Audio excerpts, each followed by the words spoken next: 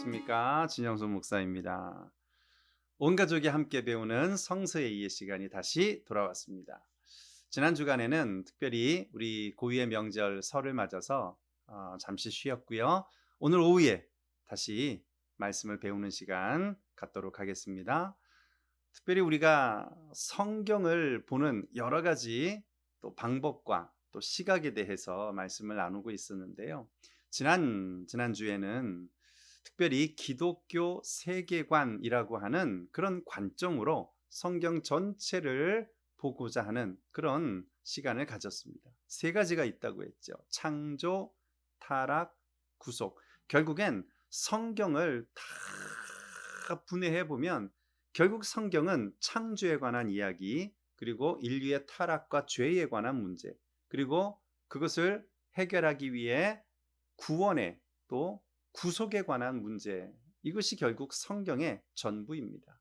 그런 점에서 이 세 가지의 관점을 가지고 성경을 전체적으로 돌아보는 것이 또 얼마나 우리에게 중요한지 몰라요.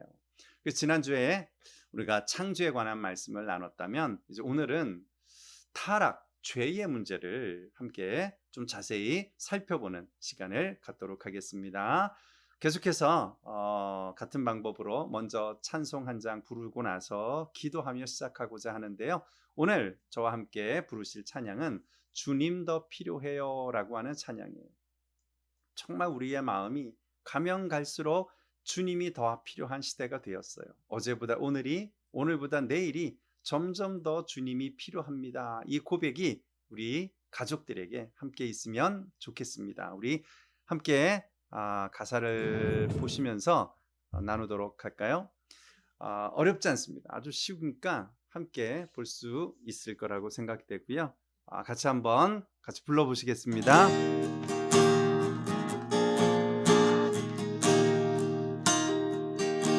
어제보다 주님 더 필요해요.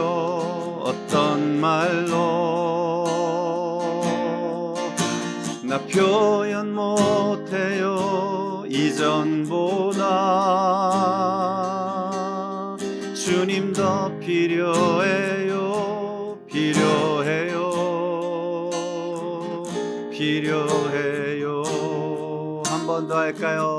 어제보다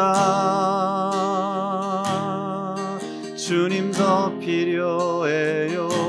어떤 말도 나 표현 못해요. 이전보다 주님 더 필요해요. 필요해요. 필요해요. 내 호흡보다 더, 내 노래보다 더, 내 생명보다 더 주 필요해요. 또 시간이 흘러도 주 곁에 서리 다시 예전으로 돌아서지 않으리라. 어제보다 주님 더 필요해요. 어떤 말로 나 표현 못해요. 이전보다 주님 더 필요해요. 필요해요. 필요해요. 내 호흡보다 더, 내 노래보다 더, 내 생명보다 더 주 필요해요. 또 시간이 흘러도 주 곁에 서리 다시 예전으로 돌아서지 않으리라. 어제보다 주님 더 필요해요. 어떤 말로 표현 못해요. 이전보다 주님 더 필요해요. 필요해요. 필요해요. 이전보다 주님 더 필요해요. 필요해요. 필요해요. 아멘. 기도하겠습니다. 하나님, 감사합니다. 정말 어제보다 오늘 주님이 더 필요한 그런 우리의 믿음이 되기를 소원합니다. 오늘도 주일 예배를 통해 하나님의 채우심을 사모하고 이제 이 오후에도 다시 한번 하나님 앞에 귀한 말씀을 배우는 시간 온 가족과 함께 갖기를 원합니다. 이 시간 하나님이 지혜의 영을 주시고 말씀을 깨닫게 하시되 무엇보다 우리의 죄의 문제 또 인류의 타락에 관한 그 시작이 어떠한 문제로 시작되었는지를 깨달으며 오늘날 수없는 유혹과 또한 타락과 죄 앞에 당당히 믿음으로 이겨나갈 수 있도록 은혜 베풀어 주옵소서. 예수님 이름으로 기도하옵나이다. 아멘. 감사합니다. 이제 오늘 말씀드린 것처럼 이 시간에는 죄의 시작에 대해서 인류의 타락이 어떻게 오게 되었는지 함께 창세기 3장에 있는 말씀을 중심으로 함께 나누어 보도록 하겠습니다. 이제 우리 강의를 보시면서 함께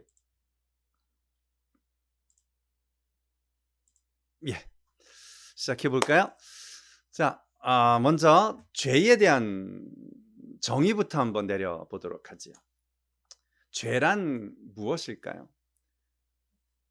특별히 이 원어적으로 먼저 살펴보자면 그리스어로 하면 하마르티아라고 그렇게 부릅니다. 이 뜻은요, 관역에서 벗어나다 하는 말이에요.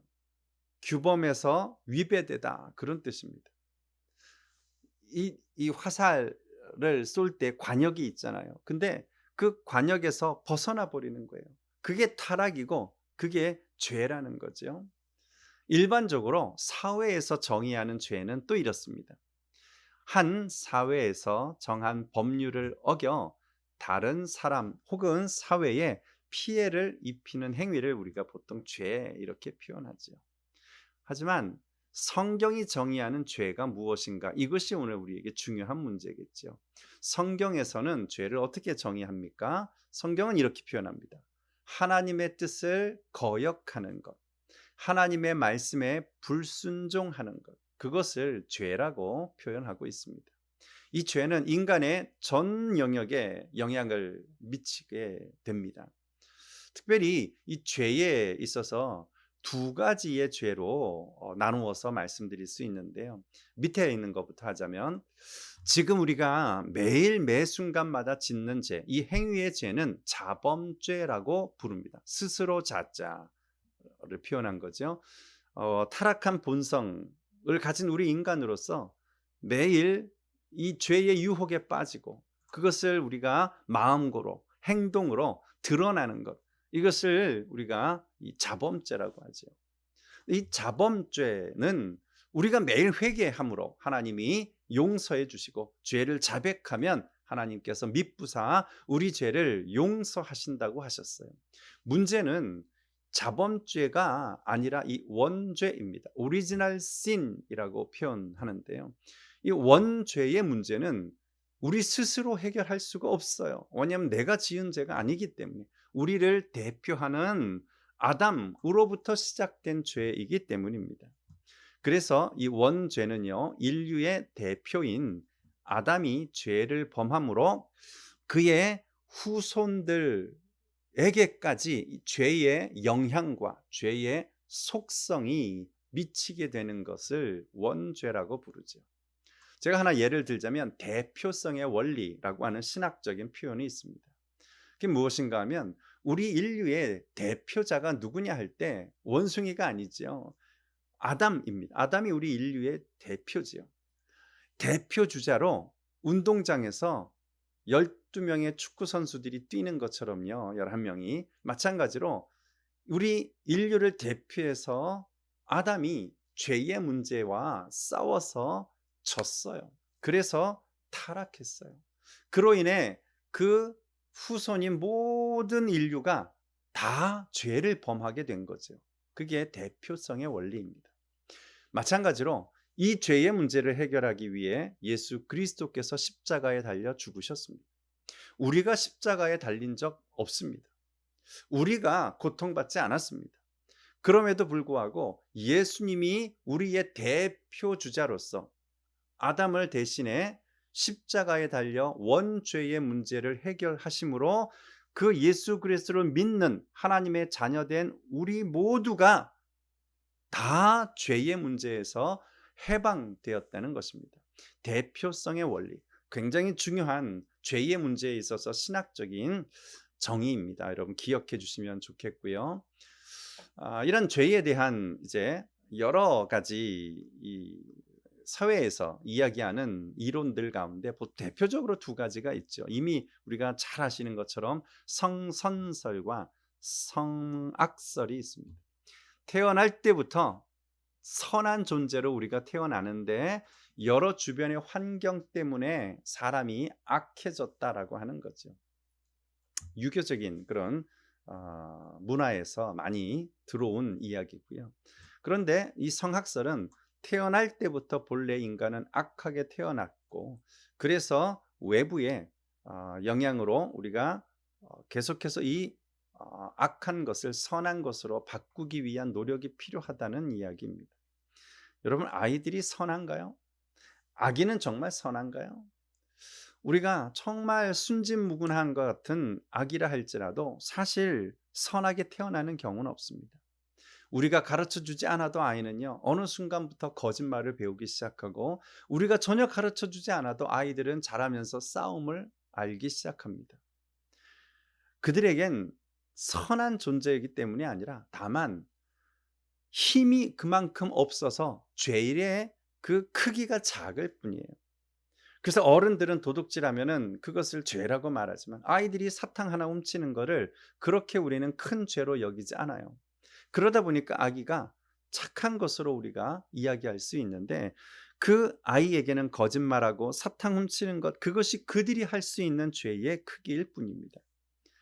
우리는 태어날 때부터 타락한 존재로 악한 본성을 가지고 태어났다는 사실을 잊지 않아야 돼. 그래야 구원이 필요한 존재가 되는 것입니다. 이 죄의 시작에 대한 말씀을 한번 나눠볼까요?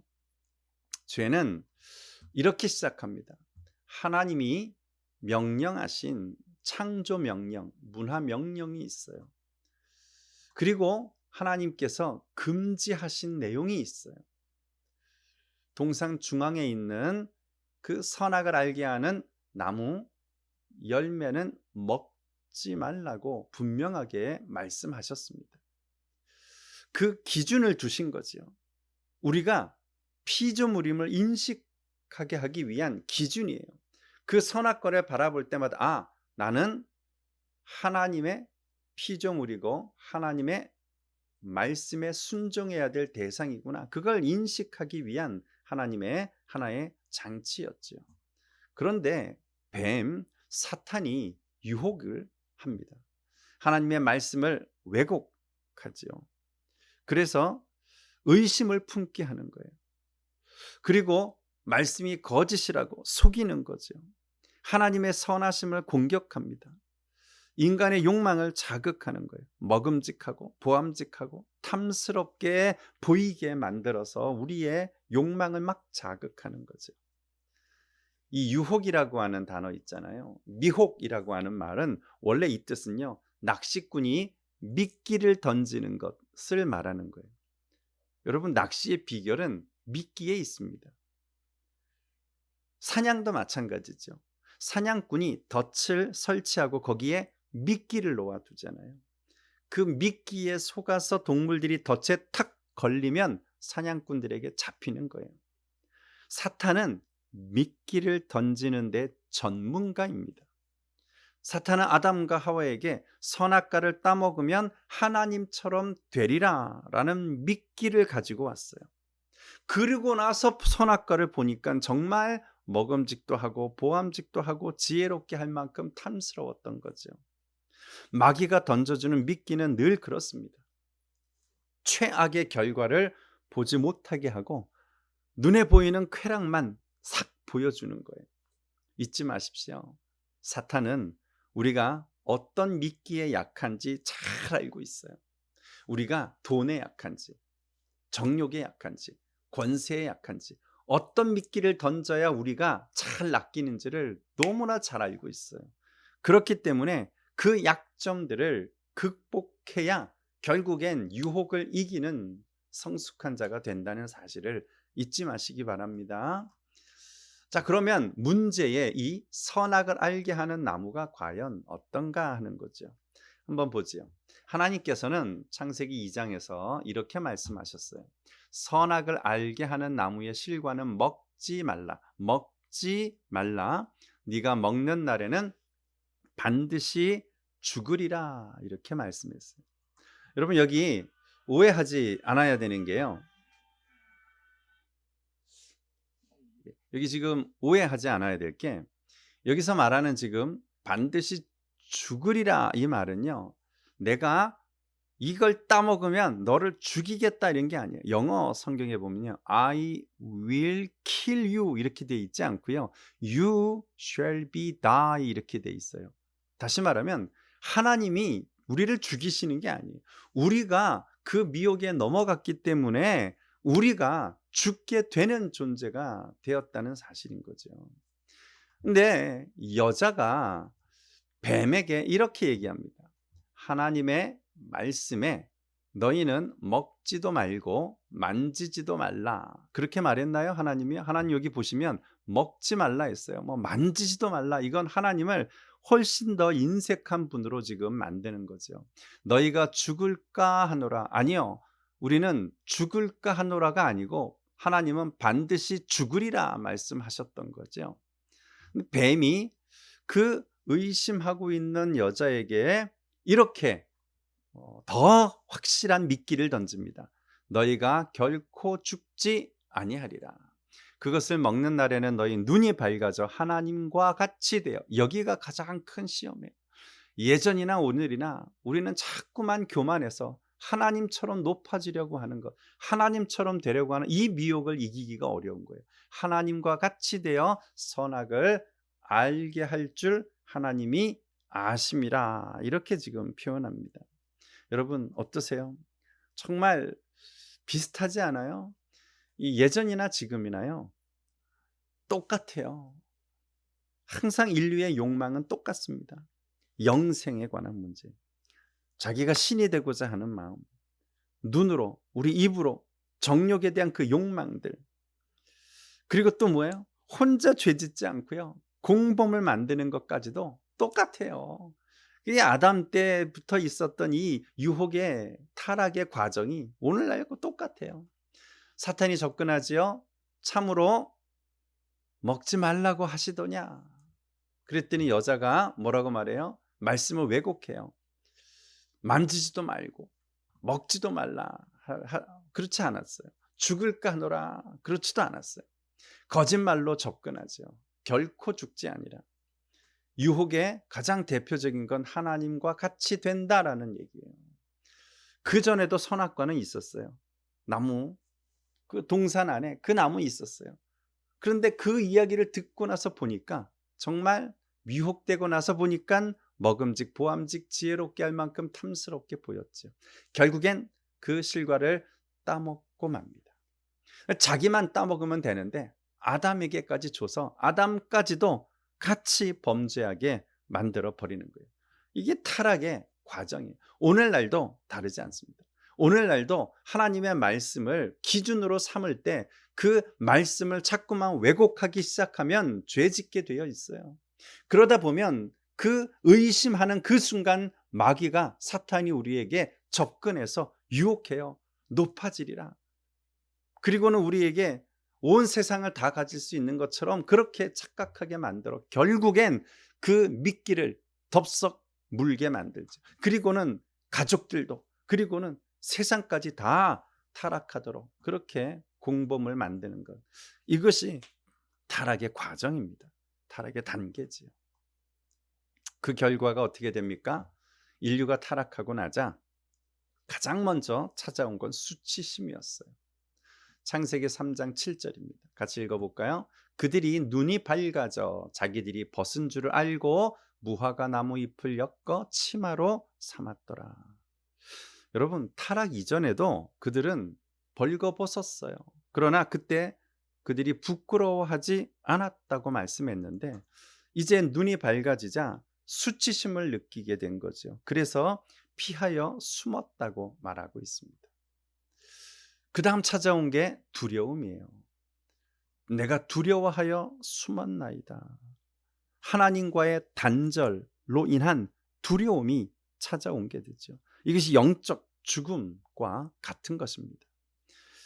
그리고 나서 타락한 결과로 나타나는 것이 또 책임 회피예요. 책임 회피. 아담은 뭐라고 그래요? 하나님이 주셔서 나와 함께한 이 여자가 내게 줘서 먹었나이다. 그렇게 책임을 회피합니다. 하나님이 주셔서. 또 여자는 뭐라고 변명해요? 저 뱀이 나를 꿰어서 내가 먹었나이다. 아니 뭐 정말 막 뒷목 끌고 왔어요? 뭐 억지로 뭐 강제로 먹였습니까? 아니잖아요. 그런데도 그들은 끊임없이 책임을 지금 회피하고 있어요. 이것이 이 책임 전가가요. 참 타락의 참 심각한 결과입니다. 이 부부는요. 뼈 중에 뼈요, 살 중에 살이라 그렇게 서로를 사랑했지만 타락하자마자 원망하고 있습니다. 타락의 결과 가장 심각한 내용은 바로 형벌과 심판입니다. 어떤 형벌이에요? 남자 아담에게는 노동에 대한 수고를 주셨어요. 그 전에도 노동은 했겠죠. 그러나 그 전의 노동은 그들이 땅을 경작하는 문화적인 명령으로서의 노동이었다면 이제는 억지로 땀 흘리고 수고해야만 먹을 것을 얻게 되는 그런 노동의 저주를 받게 된 거죠. 여자의 경우에는 해산의 고통을 형벌로 주셨습니다. 그리고 인류 모두에게 주시는 공통적인 형벌은 뭐예요? 바로 죽음입니다. 죽음이요.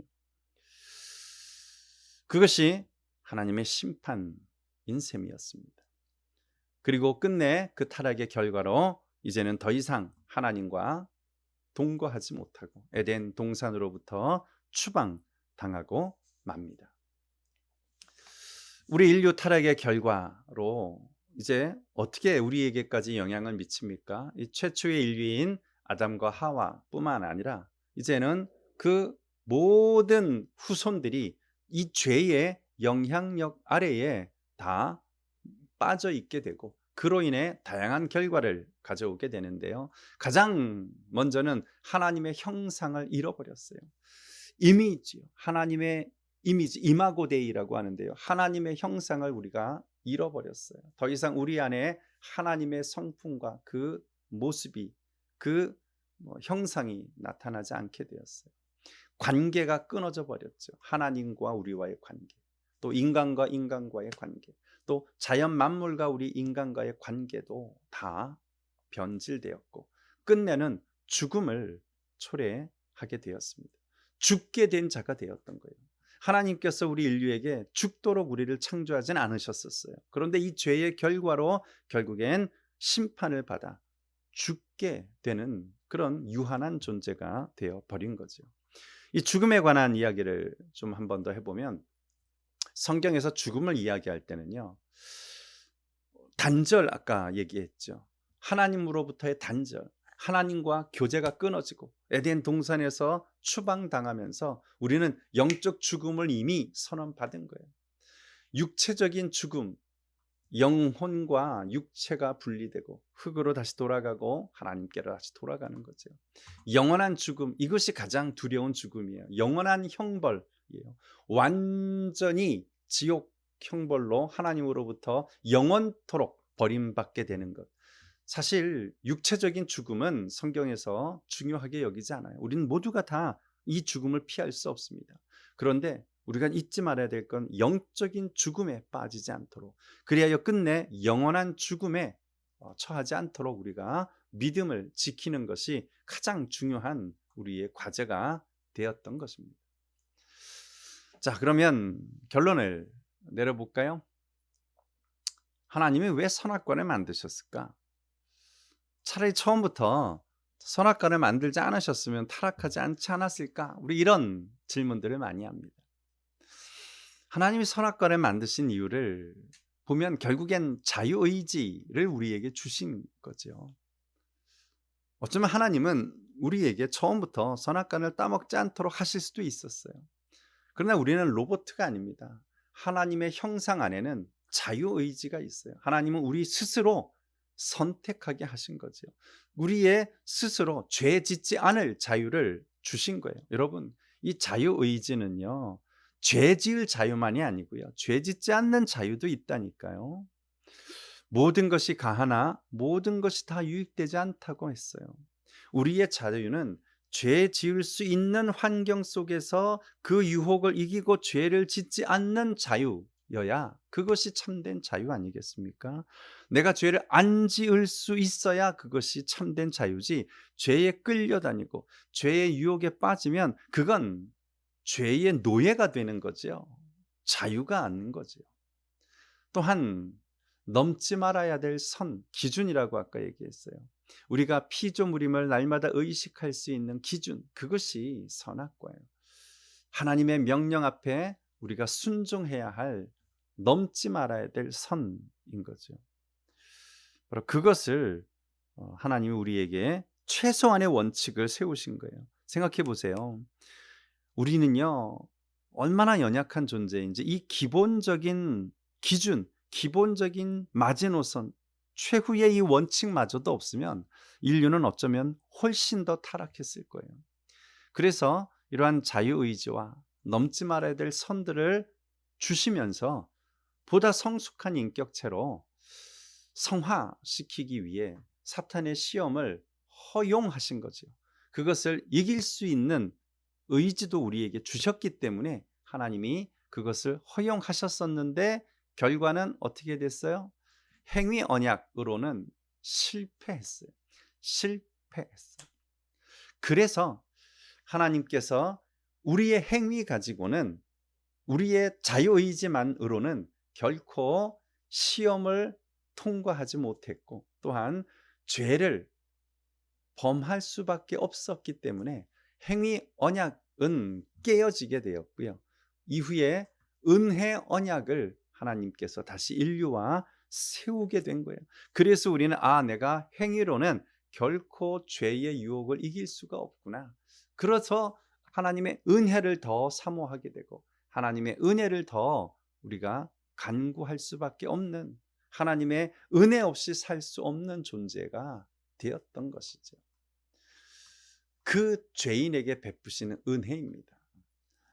행위 언약은 행위가 의로워야 구원을 받지만 은혜 언약은 하나님께 돌이키고자 하는 마음 가진 자, 하나님을 붙잡고 예수 그리스도를 믿는 자에게 주시는 구원의 은총이 우리에게 주어지게 된 거예요.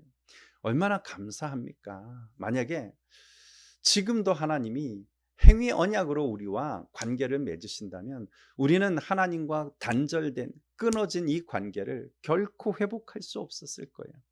그러나 우리에겐 이제 은혜 언약이 주어집니다. 행위로는 실패했지만 하나님이 은혜 언약을 통해서 다시 예수 그리스도를 믿음으로 하나님과 관계가 회복되게 되었다는 사실입니다. 그것을 우리가 날마다 기억하며 우리가 타락할 수밖에 없는, 우리에게 있는 이 죄의 문제를 어떻게 해결해 나가야 될지 다시 한번 깨닫는 시간이 되실 수 있기를 바랍니다. 자, 정리하도록 하지요. 결론을 한번 내려봅시다. 여러분, 오늘날 이 에덴 동산에서 아담과 하와를 유혹하던 그 사탄의 시험은 지금도 계속되고 있습니다. 그래서 우리는 이 시험과 유혹을 이길 수 있는 그런 능력과 지혜를 계속해서 배워야 해요. 또 훈련해야 합니다. 오늘 보세요. 우리 주변을 둘러보시면요. 지금도 우리를 미혹하고 있는 것들이 얼마나 많습니까? 물질적인 유혹부터 시작해서 도덕적인 유혹, 성적인 유혹 뿐만이 아니라 영적인 유혹들도 우리 주변에 너무 많아요. 이러한 많은 유혹들을 결국엔 우리가 다스리고 이겨내지 못하면 죄를 범하게 되고 그 죄의 결과는 너무나 비참합니다. 그것을 오늘 우리가 다시 한번 깨달아야 한다는 거예요. 그래서 야고보서 1장 14절에 보면요. 이런 말씀이 나옵니다. 제가 읽어볼게요. 오직 각 사람이 시험을 받는 것은 자기 욕심에 끌려 미혹됨이니. 그렇습니다. 유혹은 사탄이 우리에게 주는, 우리를 속이는 그런 마귀의 유혹만 있지 않습니다. 유혹의 원인이 외부에만 있는 경우가 아니고요. 많은 경우에 있어서 유혹은 우리 안에서부터 시작된다는 사실입니다. 그 유혹의 뿌리가 뭐라고요? 우리의 욕심입니다. 욕심이요. 사실 욕심이 없으면 유혹받을 일도 그만큼 적습니다. 물론 인간의 기본적인 이 욕구와 욕망이 다 나쁜 건 아니에요. 문제는 그것이 잘못된 방향으로 그것을 우리가 통제하지 못할 때가 문제인 거죠. 보통 여자들이요. 명품 가방 이런 거 보면 사고 싶은 기본적인 욕구가 있잖아요. 홈쇼핑에서 예쁜 옷 나오면 사고 싶은 욕망이 다 있잖아요. 그 모든 것들을 다 우리가 죄라고 정죄할 필요는 없습니다. 그런데 다른 사람을 속이고 안 되면 훔쳐서라도 그것을 내가 얻고자 하는 그 마음이 드는 순간부터 우리의 죄가 시작되는 것입니다. 여러분, 욕망의 종이 되어서는 안 됩니다. 욕심을 절제하고 다스릴 줄 알아야 합니다. 그래야 우리가 이 죄에서부터 참된 자유를 얻을 수 있는 것입니다. 여러분, 주기도문 아시잖아요. 그렇죠? 주기도문 우리가 다 암송하고 있는데 주기도문에서 뭐라고 우리가 그렇게 기도합니까? 우리를 시험에 들게 하지 마옵시고 다만 악에서 구하옵소서. 아멘. 그렇습니다, 여러분. 우리는 매일 매 순간 주기도문을 고백할 때마다 시험에 들지 않게 해달라고 기도해야 합니다. 그때 유혹을 이길 수 있는 줄 믿습니다. 여러분, 무엇보다도 세상을 이기시고 유혹을 이기시고 마귀를 이기신 예수 그리스도가 지금도 우리 안에 거하시면서 우리가 시험 받을 때마다 힘을 주시고 유혹이 찾아올 때마다 물리칠 수 있는 은혜와 지혜를 주실 줄로 믿습니다. 그렇게 오늘 이 유혹들을 이겨나가면서 죄로부터 점점 더 멀리 벗어나 우리를 거룩하게 만들고 더 성숙해져 가는 그런 우리 모든 성도님들, 우리 가족들 다 되시기를 주님의 이름으로 축복합니다. 기도하고 마치지요. 하나님, 오늘 인류의 타락에 관한 죄의 시작에 관한 내용을 다시 한번 배워봤습니다. 정말 그때나 지금이나 마귀 사탄은 동일한 방법으로 우리를 미혹합니다. 그 유혹에 또다시 넘어지고 실패하지 않도록 날마다 우리가 이 미혹을 이길 수 있는 은혜를 우리 주님 허락해 주시고 그 죄를 이기고 시험을 이기신 예수 그리스도와 함께 동행하며 예수 그리스도와 더불어 날마다 승리하며 사는 저희들 되게 해 주옵소서. 예수님 이름으로 기도하옵나이다. 아멘. 한 주간 죄를 이기고 승리하시고 우리 다음 주에 뵙겠습니다. 감사합니다.